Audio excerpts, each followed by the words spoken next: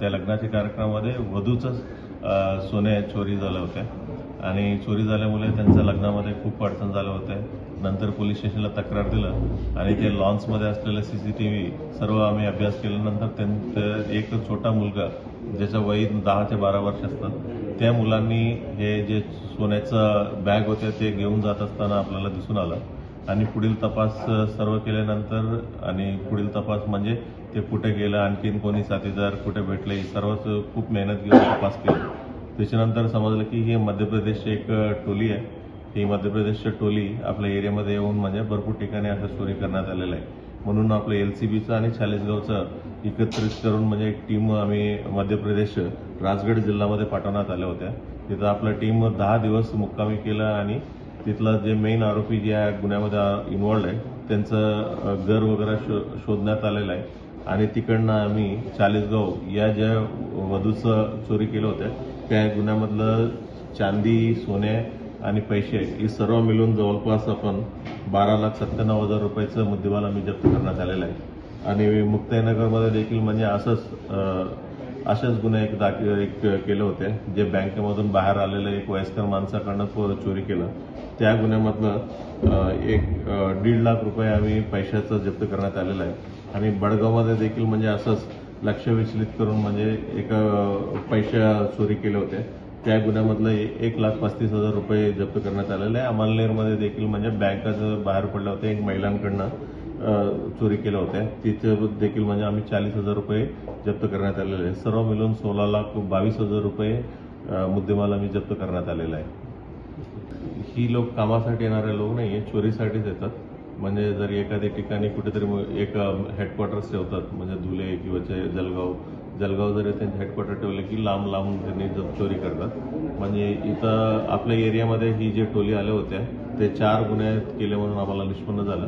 आणखीन एक विरांडोलचा बी गुन्हा त्यांनी केलेला आहे, बट त्याच्यामधलं काही मुद्देमाल जप्त नाही झाला असं आपल्याला माहिती पडलं. इतर ठिकाणी इतर जिल्ह्यामध्ये देखील त्यांनी केलं असतील म्हणजे त्याच्यावरती आपल्याला माहिती नाही.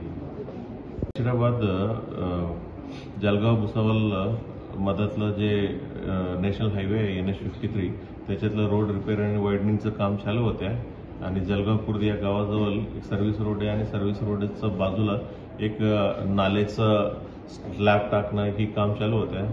परवा म्हणजे 10 तारीख सायंकाळी 8 वाजेपर्यंत त्याचं काम चालू होतं. नंतर जे कामगार 3 लोक होते ते सर्व्हिस रोडमध्ये झोपून गेलं आणि सकाळी 6:30 वाजता आपल्या पोलीस स्टेशनला माहिती भेटलं की जे 3 माणसं झोपून होते त्याच्यावरती कोणती तरी गाडी चाललं आणि स्पॉटवरच त्यांची डेथ झाल्या म्हणून माहिती पडलं. नंतर पोलिसांनी गुन्हा दाखल केला आणि इन्व्हेस्टिगेशनमध्ये ही सर्व्हिस रोड असल्यामुळे आणि ते बाकी सर्व वाहतूक बंद असल्यामुळे फक्त जे कॉन्ट्रॅक्ट जे कामानिमित्त जे काही गाडी आहे तेवढंच गाडी चालतील, तेवढंच गाडी चालू शकतं. म्हणून जे संबंधित जे गाडी त्याच्यामध्ये चालू शकतील ते सकाळपासून आम्ही इन्व्हेस्टिगेट करत होतो. कोणी कबुली करत नव्हत्या. शेवटी आपला एक छोटी CCTV फुटेजच्या मदतीनं आपण एका गाडीनं झिरो डाऊन केलं. त्यांनी सकाळी 5 वाजता तिथं गाडी गेलं होतं आणि लवकर निघून गेलं होतं. ते आमच्याकडे कबुली करत नव्हतं, बट CCTV फुटेजच्या आधारित आम्ही त्यांना संबंधित आरोपींना आम्ही निष्पन्न केलं आणि ते नाटक देखील केलेलं आहे. आरोपींचं नाव आहे जे ड्रायव्हर होते प्रकाश कुमार सुदामा प्रसाद पटेल वय 24 वर्ष. जे तिन्ही माहीत झालेलं इस्मानचं देखील नाव आपल्याला ओळख पटलेलं आहे. शैलेंद्र सिंग नथू सिंग राजपूत, भूपेंद्र मितीलाल राजपूत, दोन्ही राहणारा विटा जिल्हा आणि राज्य उत्तर प्रदेश आणि योगेश कुमार बहादूर हा देखील म्हणजे तिथं माहीत झाले होते. त्याच्यामध्ये आम्ही सदोष मनुष्यबळाचा ते गुन्हा दाखल केलेला आहे आणि जर कोणी म्हणजे कॉन्ट्रॅक्टर कमी अल्पवयीन मुलांना जर कोणी एम्प्लॉय केले असेल त्यांना देखील आरोपी करून आणखीन काही गुन्हा त्याच्यामध्ये निष्पन्न झाले असतील त्याचेही म्हणजे गुन्हा दाखल करून आम्ही पुढील तपास करणार.